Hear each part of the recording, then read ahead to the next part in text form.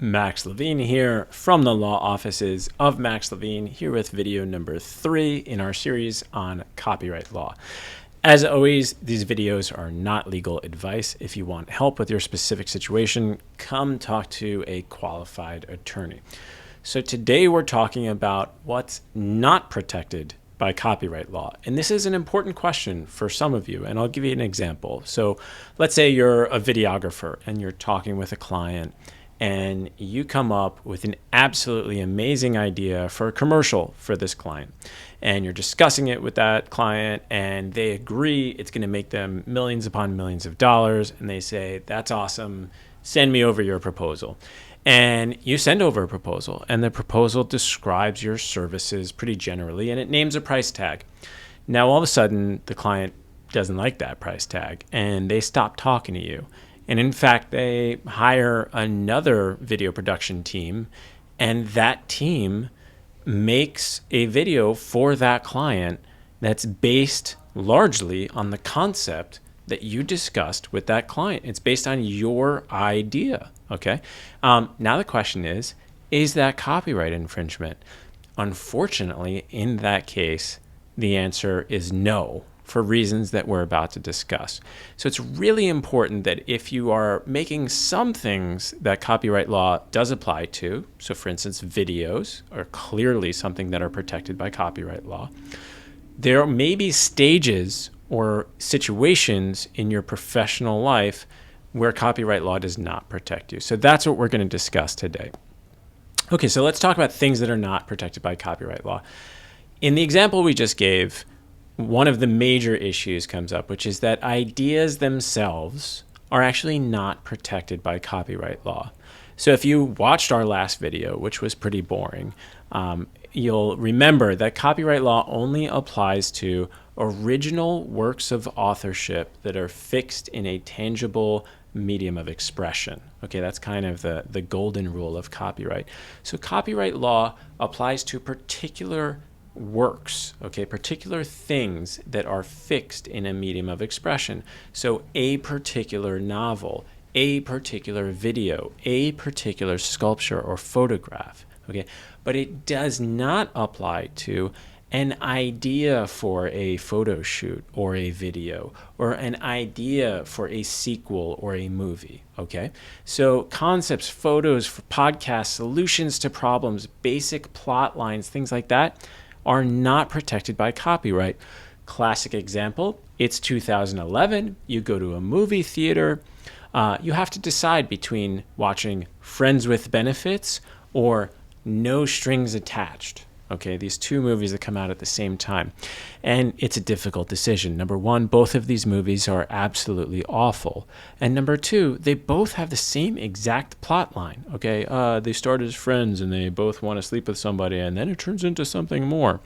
Okay, and because you're the person who's sitting here watching this video, your twisted brain starts to wonder, wait, is one of these movies infringing on the copyright of the other one? And they are the same exact idea, right? No, the answer is no. Copyright law protects specific expressions of creativity, but not the ideas themselves.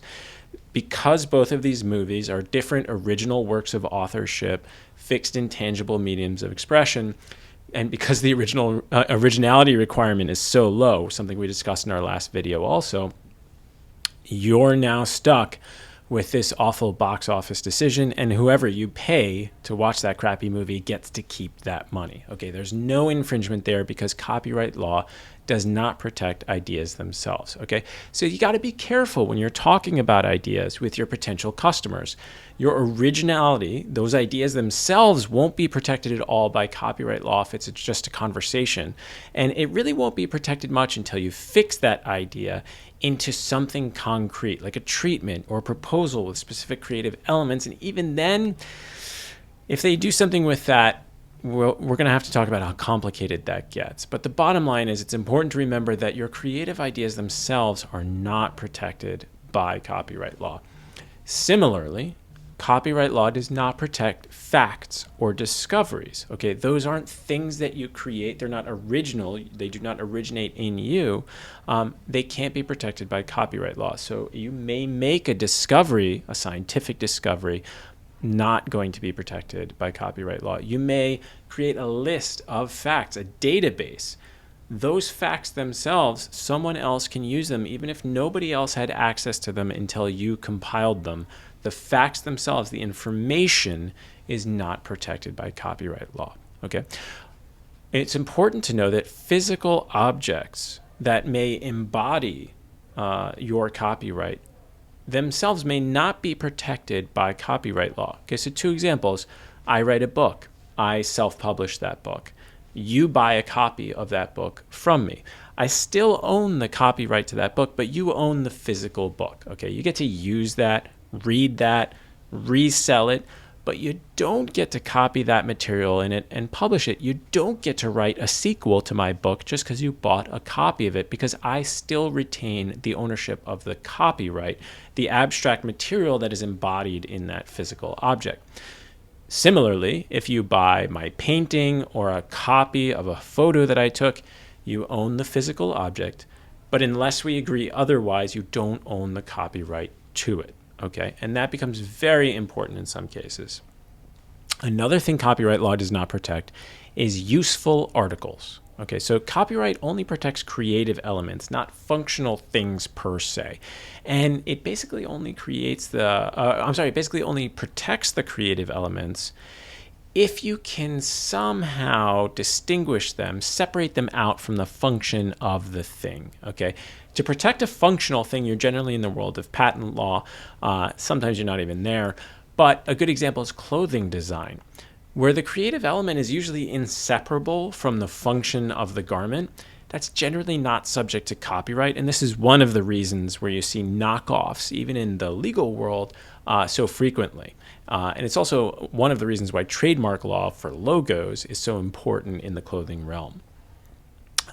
Similarly, like let's say you write instructions to a useful thing like games or software. While literary works generally means anything written, and copyright law usually applies to literary works, if it's a set of instructions that's not highly stylized, there's no creative element there, that may not be protected by copyright law. Okay.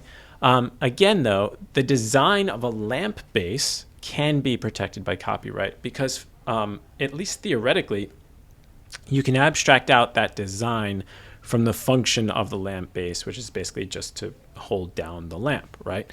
There, the aesthetic elements can be separated out from the function. Another thing that's important to know that is not protected by copyright law is infringing works. Okay, so actual story, this guy named Anderson, he sees the movie Rocky, and he writes up a 31-page treatment on a sequel to Rocky. And he actually ends up talking with Sylvester Stallone's people, with his production company, and they're in negotiations maybe to use this script, this treatment or not. And in the end, they stop talking to him. They go make Rocky 2, and he sues them and says, 1 second, this is exactly the plot line that I wrote for you guys that was contained in my treatment. You're infringing on my copyright in that treatment. There's one problem with that. He had no right to make that treatment, right? It's a derivative work.